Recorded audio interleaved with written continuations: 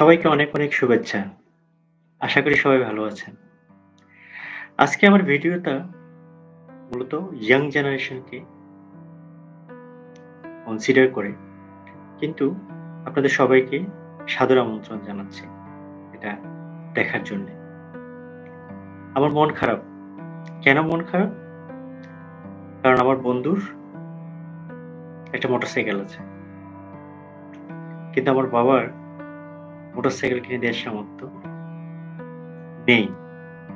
এজন্য আমার মন খারাপ। আমার বন্ধুর মানিব্যাগে অনেক টাকা থাকে। কারণ তার বাবা পয়সাওয়ালা। কিন্তু আমার বাবা গরিব, সাধারণ মানুষ। এজন্য আমার মানিব্যাগে অনেক টাকা থাকে। আমার বন্ধুর অনেক টাকা। এজন্য তার অনেক বন্ধু। সবাই তাকে প্রশংসা করে। কিন্তু আমার কিছুই নেই। ঠিক এই হতাশা জিনিসগুলো ইদানিং আমাদের ইয়াং জেনারেশন এর মধ্যে অনেক বেশি পরিমাণে থাকে। একটা জিনিস লক্ষ্য করবেন, চাহিদা এবং প্রাপ্তি এই ২ টা জিনিস একটা আরেকটার সাথে জড়িত। আপনার চাহিদা কিসের উপর ভিত্তি করে আপনি চাহিদাটা পূরণ করতে পারবেন? ডেফিনিটলি আপনার সামর্থ্যের উপর। সো আপনি এমন কেন জিনিস চাইবেন যেটার সামর্থ্য আপনার নাই? আর আজকে আপনি যে জিনিসটা পেলেন না, তার অর্থ কি এই যে জীবনে আপনি সেটা পাবেন না? আপনার বন্ধুর আজকে মোটরসাইকেল হয়েছে, ফাইন। আপনার একদিন অর্থনৈতিক সামর্থ্য হলে আপনি নিজে রোজগার করে একদিন মোটরসাইকেল কিনতে পারবেন। এটার জন্য মন খারাপ করে কোনো লাভ নেই। আপনি অ্যাটেনশন দিন। আপনি আপনার লেখাপড়ার প্রতি জোর দিন। আপনি নিজেই জানেন আপনার বাবা, আমরা স্পেশালি যারা আ মধ্যবিত্ত পরিবারের, নিম্ন মধ্যবিত্ত পরিবারের সন্তান, আমরা জানি যে আমাদের বাবা কত কষ্ট করে আমাদের রোজগার করে আমাদেরকে লেখাপড়া করায়। সো আপনি সেটার উপর অ্যাটেনশন দিন এবং লেখাপড়া শেষ করে আপনি চাকরি করেন, ব্যবসা করেন। আপনি নিজে একদিন প্রতিষ্ঠিত হয়ে আপনি শুধু মোটরসাইকেল কেন? আপনি গাড়ি কিনতে পারবেন। আপনি বাড়ির মালিক হতে পারবেন। আপনি বিদেশে ভ্রমণ করতে পারবেন। Whatever you want to do, you can do that.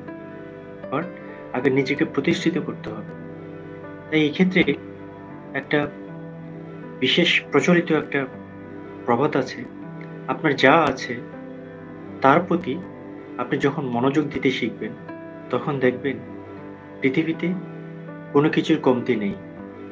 আর যদি কি নেই, কি পেলাম না, সেই হিসাব মিলাতে ব্যস্ত থাকেন, তাহলে কোনো কিছুই আর আপনাকে সুখী করতে পারবে না।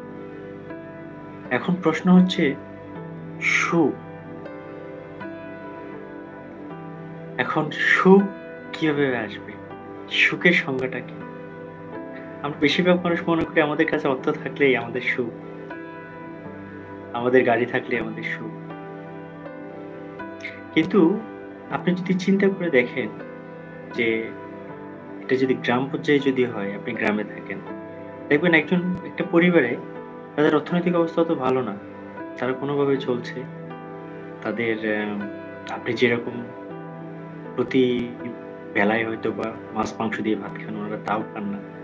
কিন্তু ওনাদের বাড়িতে একটা জিনিস কিন্তু আছে, ওনাদের কিন্তু হতাশা জিনিসটা নেই। অশান্তি জিনিসটা কিন্তু নেই ওদের। চাহিদা থাকতে পারে, কিন্তু সেই চাহিদাটা কখনো অশান্তির পর্যায়ে যায় না। কারণ আপনার চাহিদাটা যখন আপনি মাত্রা বাড়িয়ে ফেলবেন, তখনই সেটা অশান্তির পর্যায়ে চলে যায়। আমার পাশের বাড়িতে নতুন ফার্নিচার কেনা হয়েছে। এজন্য আমাদের বাড়িতে কিনতে হবে। বলেন এটার কোন দরকার আছে? আমার পাশের বাড়িতে অথবা আমার আত্মীয় একটা গাড়ি কিনেছেন। এখন আমাকেও কিনতে হবে। আমার বন্ধু একটা গাড়ি কিনেছে। আমাকেও একটা কিনতে হবে। কেন? না কিনলে কি খুব সমস্যা হবে? প্রেস্টিজিয়াস ইস্যু আমরা অনেক সময় বলে থাকি যে হ্যাঁ, এটা প্রেস্টিজিয়াস ইস্যু না। আসলে আপনি নিজেকে ঠিক যেভাবে রাখতে চান, এটা টোটালি ডিপেন্ড করবে কিন্তু আপনার নিজের উপর, যে আপনি নিজেকে কিভাবে তৈরি করবেন, নিজেকে কিভাবে প্রতিষ্ঠিত করবেন, এটা টোটালি কিন্তু আপনার উপরে। সফলতা কিন্তু কেউ কখনো আপনাকে দিবে না। সো চেষ্টা করবেন চাহিদাকে কম রাখার জন্য, সামর্থ্যের মধ্যে রাখার জন্য। আর চাহিদা যত কম রাখতে পারবেন, ততই নিজেকে ও নিজের পরিবারের সবাইকে শান্তিতে রাখতে পারবেন। সবাইকে অনেক শুভেচ্ছা। ভালো থাকবেন।